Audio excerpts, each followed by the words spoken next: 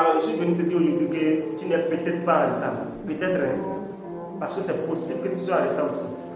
Alors, je vais parler des deux choses. Je dirais dans les deux sens. D'accord? Je vais dans les deux sens. Je vais développer cette vidéo dans les deux sens. C'est possible que tu ne sois pas en retard. À 30 ans, tu n'as pas de véhicule, non? Tu n'es peut-être pas marié aussi. Tu n'as peut-être pas d'enfant. Tu n'as peut-être pas encore un immeuble, c'est ça? C'est possible que tu sois en retard. C'est aussi possible que tu ne sois pas en retard. Vous savez, nous sommes à une époque où, si à 25 ans, vous n'avez pas un véhicule, vous avez comme l'impression que vous êtes en retard dans la vie. Si à 30 ans, vous n'avez pas encore une famille bien fondée, avec beaucoup de moyens, vous avez comme l'impression que, mais je suis où? Mais est-ce que je suis en train de vivre ou bien je suis en train de passer à côté de ma vie? Est-ce que je suis sur le bon chemin? Tu te poses cette question. Est-ce que je suis en train de faire ce que je dois normalement faire? Ou bien est-ce que ce travail-là, est-ce que ce business que je suis en train de faire, est-ce que c'est ce qu'il fallait faire? Vous savez, dans la vie, il faut envier les gens. Je n'ai jamais dit de ne pas envier. Mais dans la vie, il faut vous comparer à vous-même. Vous savez, deux choses que vous devez entretenir coûte que coûte. Je vais parler de ça dans cette vidéo. Il ne faut jamais baisser les bras. Numéro 1.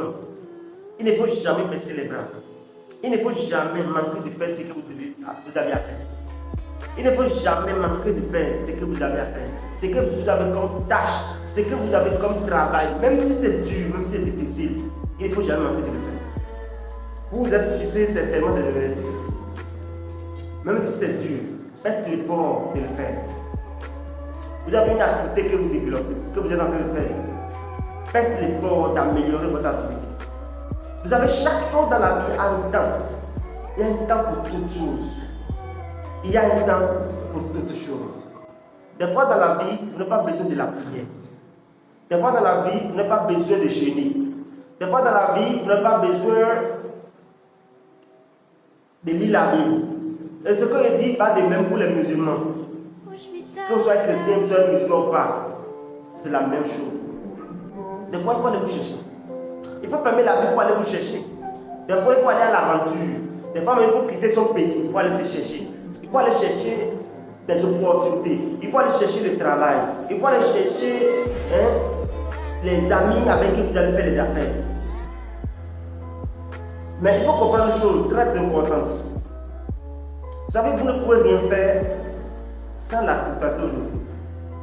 Si vous négligez votre spiritualité, je peux vous rassurer à 80%, sinon à 100%, que ce que vous allez faire, vous allez échouer à ce que vous faites.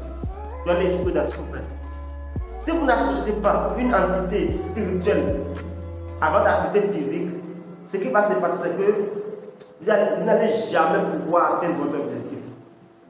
Tout se passe d'abord dans le spirituel avant de devenir réel. Tout ce qui se passe réellement, tout ce qu'on voit dans le réel est d'abord spirituel. D'accord? Tout ce qui se voit dans la vie physique, quand on voit quelqu'un payer un véhicule, quand on voit quelqu'un construire un immeuble, quand on voit quelqu'un se marier, quand on voit quelqu'un accomplir une chose très très bonne, il faut d'abord comprendre que cette personne a d'abord eu la capacité, le pouvoir d'accomplir cette chose dans le spirituel. Et si vous n'avez pas eu la capacité d'accomplir certaines choses dans le monde spirituel, vous n'allez jamais pouvoir les accomplir dans le monde physique. Alors, si donc c'est le cas, ce que vous avez à faire, c'est quoi?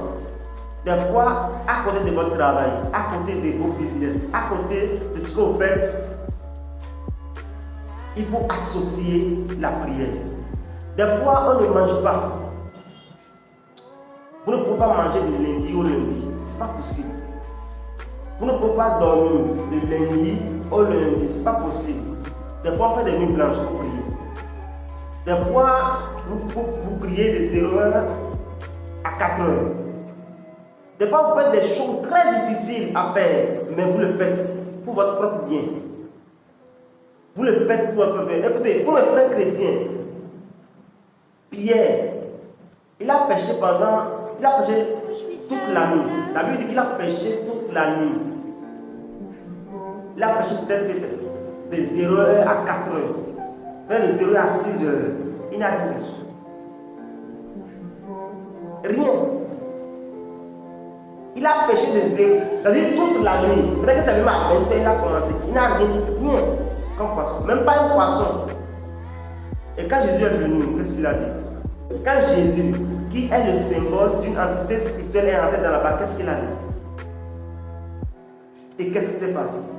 Vous, mes frères chrétiens, vous connaissez l'histoire. Quand Jésus, qui est le symbole d'une entité spirituelle, est entré dans la barque, il a eu un résultat complètement différent des résultats qu'il avait. Pour dire quoi? Lorsqu'une entité spirituelle entre dans vos affaires, les résultats changent, les choses changent. Il faut toujours associer la spiritualité à ce que vous faites. C'est important.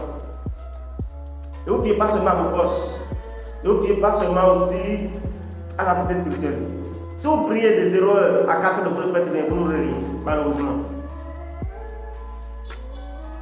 Et si vous travaillez de lundi au lundi sans associer à votre travail une entité spirituelle, vous n'aurez rien aussi. Les deux vont de pair. Associer à votre vie une entité spirituelle et travailler comme si tout ce que vous allez avoir sur terre dépend de ce que vous faites, dépend de votre travail.